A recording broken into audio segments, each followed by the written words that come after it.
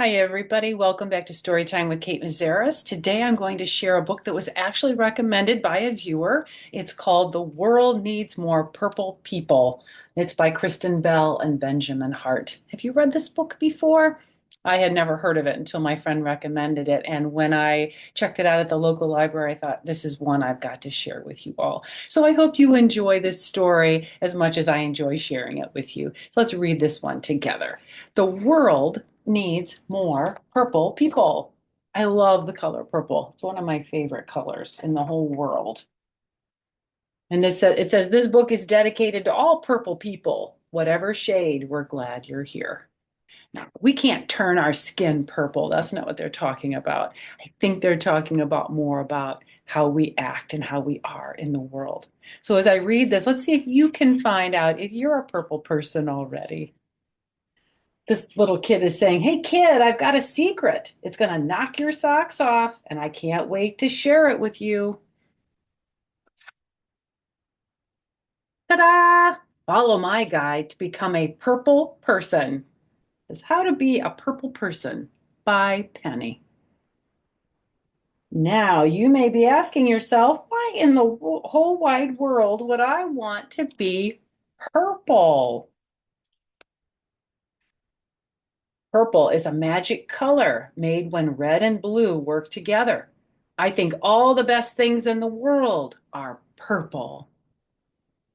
But you're probably wondering, what does that have to do with people? Wow, are you a genius? Because you're already on your way to becoming a purple person.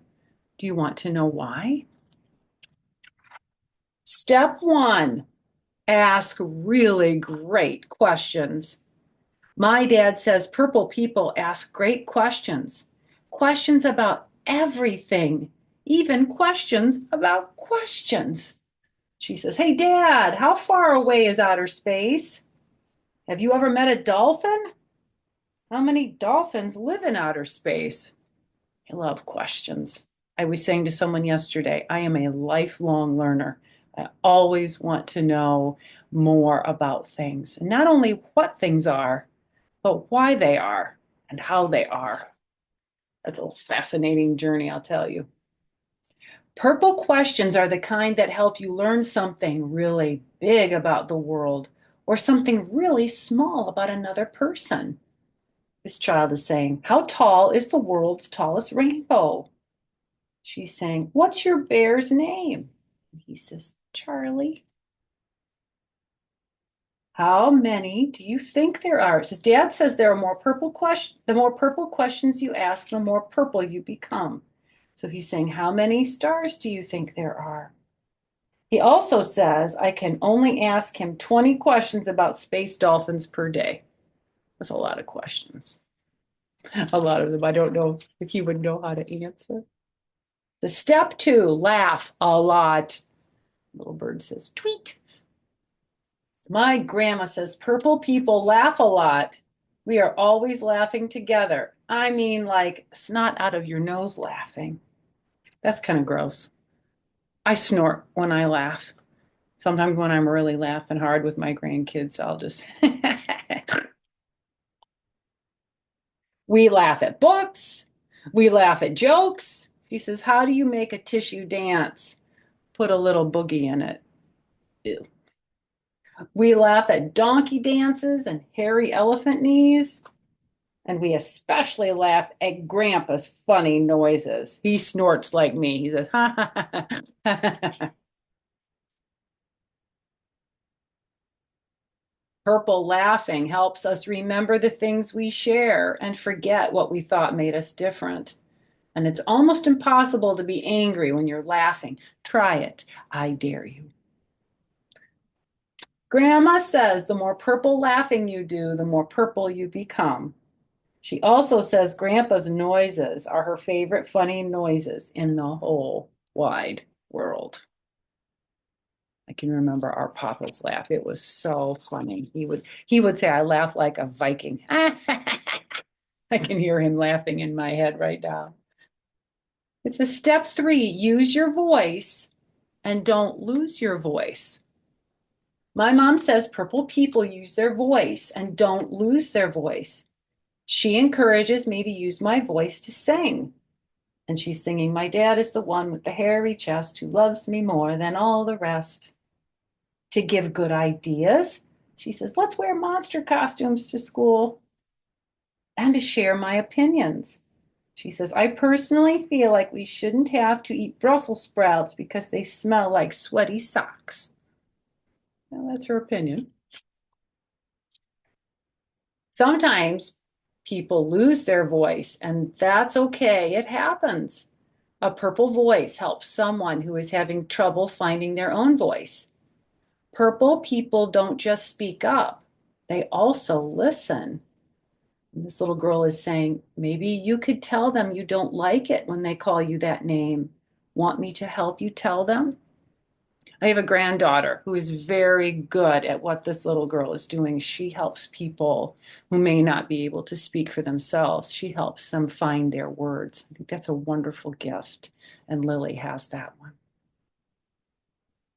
Mom says the more you use a purple voice, the more purple you become. She says, "Mom, can you help me with my play?" She also says she heard my opinion on Brussels sprouts, but I still have to eat them. I'm going to work on a better argument. I was wondering about those Brussels sprouts. Step 4, work hard, super duper hard. My grandpa says purple people know how to dig in and get stuff done. He and I like to work hard while we build things and while we learn things and while we grow things. Isn't it wonderful to be able to build and to learn and to help grow things? Purple work is the kind of work that's done together to change something that needs changing. These kids are saying, "What do we want? More playgrounds. When do we want them? Now." It helps fix something that needs fixing, like this wheel on the wagon, or help someone who needs helping. This little dog. It says anything helps. So she's giving the little dog some food. Grandpa says the more purple work you do, the more purple you become. He also says no purple work has ever been done while sitting on your backside sipping strawberry lemonade. That's true. Although resting can be good, but you shouldn't be sitting around for too long. Okay, are you ready for that last step? Are you ready? Are you sure? Are you sure you're sure? Are you really, really ready? Okay, drum roll, please. Step 5, paint yourself purple. I don't know if I would do that. I will wear purple, but I don't know if I would paint myself purple. What do you think? Ah, just kidding. That's not the way to become a purple person. Actually, being a purple person has nothing to do with what you look like. My teacher says purple people look all sorts of ways. All these people can be purple people. They are big and small, old and young. Some wear cool coats, some wear shorts with lots of pockets, and some wear funny hats. She says some purple people feel blue sometimes and red other times. And some purple people even have green hair, like this dude. Looks like Billy Idol, sort of, with green hair. If you don't know who Billy Idol is, ask your grandma or grandpa. They might know. Step 5, just be the real you. Like my teacher says, purple people come in every color you can dream up and every size you can think up. The only way to be purple is to just be you because you're the only you that you've got. So these are my surefire steps to turning into a purple Hey, wait a minute. You ask really great questions. You laugh a lot. You use your voice all the time. You are a really hard worker, and you are totally you. Well, I'll be a llama's mama. You've been beautifully purple this whole time. I sure am glad you're a purple person because the world needs more purple people just like you. And there they all are. There's all those purple people. A wonderful book. I'll bet you are already a purple person. Kids just naturally are. When I was a school teacher, we would talk in my classroom about how kids can be more honest and speak up for themselves, how to stay busy and hardworking on things that they're really good at. We laughed a lot. We had a lot of fun when I taught first grade. And I would imagine a lot of those kids I used to teach are now grown-ups right now sharing this video with their kids. So I hope you all have wonderful memories of being in Miss Ingersoll's class, because I sure do. We were all purple people together.